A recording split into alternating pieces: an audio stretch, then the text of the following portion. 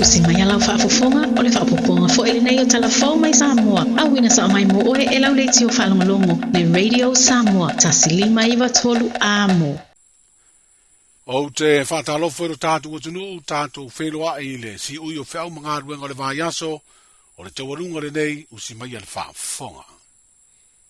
O te ena mau le talia le komisi sua ele po le Land Commission i lana whaai unga na whorasia le astofi o le vāiaso nei.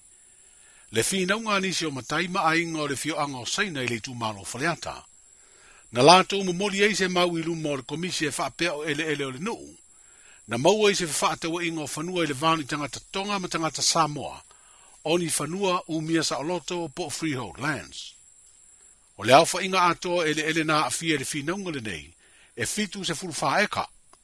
Peitai o lea mausa te iei nisi o mataima ainga o le nuu malato whina wina, o ele whaaleanga nuu e pulea li ima whai pule le fioanga. Ua whaatuma wai e le komisi o whanua o lo whaururu le fionga e le whaamsino sili. Sei unga na whaia le whaamsinonga le tausanga e awhi se lau o lua i teimi o pūlenga sia mani. Na vea ia ele na maua i se whaatawa inga, ma whanua whaaleanga nuu e whaasino le i li ima whai pule le nuu o saina. Whaalia e se tama whanau o le fioanga o lo onga lua nei o se whaife au. Na malanga mai New Zealand o na o le fia a wai le lawina o le whaai unga. O le tali lea mai le atua, ma o le whaai unga fo i lea e mauai le na nofo fi le mu o tangato le nuu. Fai unga lava le manino tu ina mai o le fisili sa le ua mawhaina tali le aso o whanua o saina fitu su marfa eka o ni whanua whaaleanga nuu poni ele umia sa o loto le ua mai tali manino lava o ele fitu su marfa eka o saina o ele whaaleanga nuu ma e pulea e a lii ma whai pule o saina i lo uia tanga langona wha tangata nuu o saina o se atali i fo i o le nuu. Iu lava ua avea ma whaiwhe au. Ia aele ma whai lava o na tu ua ia tūlanga o whaasino manga. Leanga e alu aso e sau aso. O le whaaftai le tua le nei aso.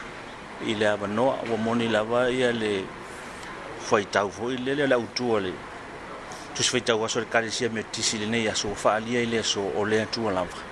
O le atua tausi whengainga. Whengainga sa o sia e mātua se lau lua se furu tausanga o tua na. Ina ua mai au na whaia whaatau ngā whanua e tangata Tonga mai tangata Samoa. Whengainga lava le nana o latu o sia.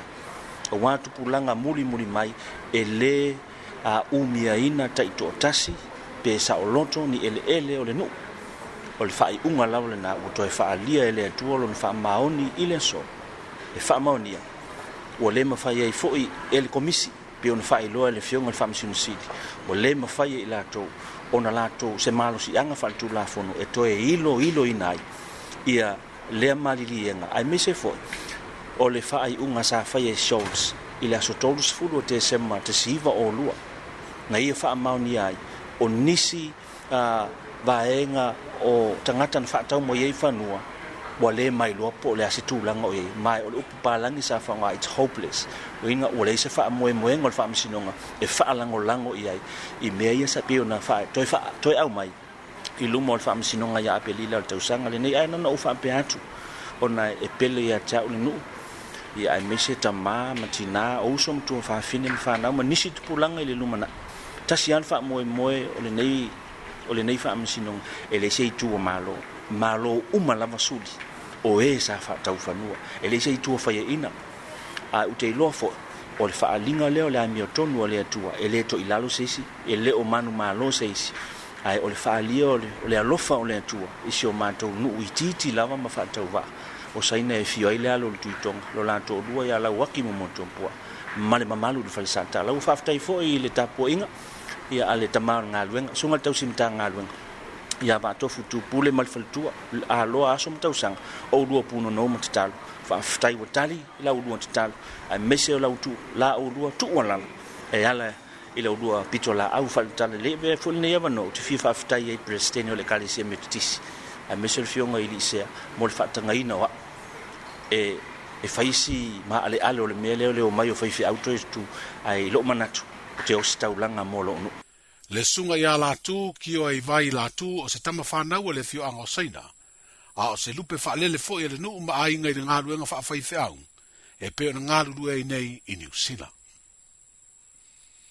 Le aso sefulu lima le masina fo se te mo whaatulanga tu ina atu ai fo la sanga mawhina unga whai ua lo ia mo le itua leo leo. Whapere lo ia mo le tamaitai o tui whaasisina Perkins Sauvao. Mo le whai o se whai unga i se whaasalanga le whaamsinonga. I le morianga e tasi o whaamaoni o le whaia leo tala ma upu tau whai pol insulting words. O morianga e se furufitua leo leo o le whaia lea tui whaasisino ri ngai o inga whaasoisa. Ini ata ma video na ia whaasara lau i feso ta inga te vavave le social media, ua le wha maunia. Pei tai ua wha iloa le wha amsino le fionga ala la toro sela papali, i le lauina o lana wha i unga i morianga. E iai le malo si anga wha le tu la fono le wha amsino ngai ma whai ai. O na whaia se fua maua lalo e wha maunia ai ia morianga se furfitu. I le morianga leo le whaia o ni tala mani upu tau whai. Wa ave nei de mana o le whaamsino ilo ia i tu a wai na ia tu ina atu ni fina unga whaale tu la fono. E fua ai se whae unga o lea tu langa pe a whain. E wha o ngā lea malo si anga whaale tu la fono e le whaamsinonga. O le tasi o vaenga sa ilo ia i se whae unga le whaamsinonga.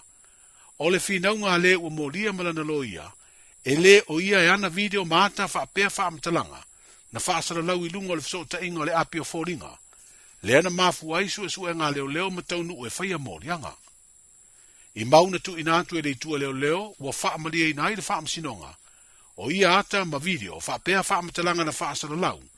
I le tu lau a sa lote po o Perkins Sauvao i lunga le apio fōringa le Facebook. O le ua moria na ia wha ngai o ia lea feso ta inga. Wa atoa ne le tausanga po le sefururua masina talu na tau fia i Samoa le ua moria. E le o toe fo i atu i Amerika o lo nofo mawai.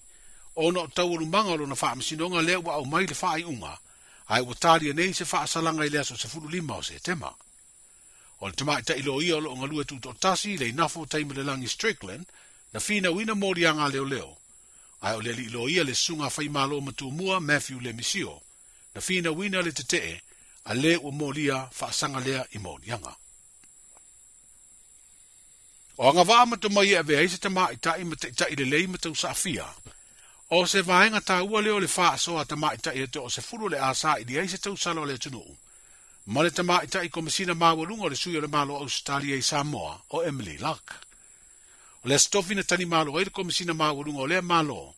I ta maita i tau vai se tamu vitanga o le au uli ilo na maote i tia papata, i le anga i le tia vi mafia manu. O se tali wha alo na avea fo i maava noa, e wha soa ne ai nisi o ta maita i o le tātu o tunu. Na tau aveina le pale o le tausala o Samoa i tausanga umawai.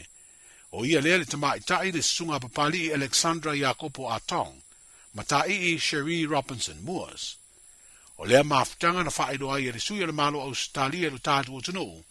Se foa e se furu afe tā la. Wa awala mai lea se porkalame fisoa swani e le ofisio le malo Australia. O lea maua e le tausala o le amanu malo. Lea tupe whaatino ai ni polo keti mo le manui o tangata lau tele. E manino mai lea se leni, o le tasi leo foai o le a ofia i wha ilonga, mo le tamaita i tau sala o le a manu malo. O le vai o sa fau o whatu langa e uru whale atua i le tātou au le kapia le manu Samoa ma le pūlenga, i le no whanga o le a wha mautu ai le tātou sanga o le ipo le langi wharani.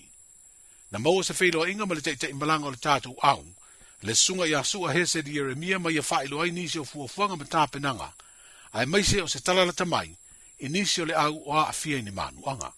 O le talonga lama ai lani le vai sul se vai atu nen fatino i le taulanga o Peyon. E foi inisio a peona famnu o le manu a miti lava. Ele ese tulanga e no famalolo ai se sima mo mi alto au mai o sistema ta alo e sui. Ia mo le tapenanga ri por langi ia o tu mano si lava vaenga o le tato SNC Medical for mai ia ma tato physios pa pe foi trainers ma le SNC ia ile mate tuina o nei foi alo fa pe ona ia nei manu o mitimiti ia ona sirfie foi o le talo mai lani o la unu melta sel langi ia o lo fatino foi ala tota penanga mo le saili o la to awe e sawa tu mo le por langi e fa pe na foi matato ia na mo mia lava tātou se i to ainga ta alonga whapea. Ia ua loa tau sanga ele i to ta alon man sa moama se au numel ta se lan lanki. Ia lela ua to e whaatino. Ia ma I loa i fo i le tātou au e mai se whea ngata iuli a wawasa mana ia sila la mapsua man pūlenga mwhai aonga. Pua whea tono lo i le tātou au tanu mai tapenanga i Samoa i le taftolu ta alonga sa iai ma tonga mawhiti ia whapea fo i mai a pani. Ia lela ua maua le ata whataitai ia o le tūlanga lo i tātou tapenanga ia mai te lela fo i senga luenga e tauana to e whaatino. Ia whaalelei ai ma whaamai waenga tauan whaalelei. Ia wān whaamoe moe o leanga ia tulipo lalangi vai aso fau. Ia alo manuia umal tātou au. Wa whaadia fo il te malanga o se tasi o tāpenanga lo lau lunga nei le whaia o ngā uru ma whaia o ngā langolango. O le si tia leo se tūlanga o le manu Samoa le ipo le lulangi. Pe a fua inisi o tāme lo sanga utua nai. Sa tau nuu le tau mawhai o le tātou au i quarter finals. E peo le aungal nao au te o tau whainga umawhapea nei. Ia maro le tūlanga o le fua maulunga fuina i mawhauwhaunga o tamata alo kapteni ma alo whanau. Ia tātou sao atu i le tūlanga maulunga ia o pewen na i tāua. O lewa tau sanga. Ia tau tele i sao e sea tūlava ma quarter finals. Ia o whaifostele o tau sanga. Tau tele i toi au fo i se quarter final. Ia mai e le utu mamaina la i tapenanga. Ia mai na tāpena mai lava e talona tau ave foi nei tofinga. Ia le sini au tūlea, ia whapeona au sia. O se tala noanga ma le te malanga o le tātou manu Samoa, le sunga i a sua hese di Eremia. Manuia le whai ungo le vai aso, soifua.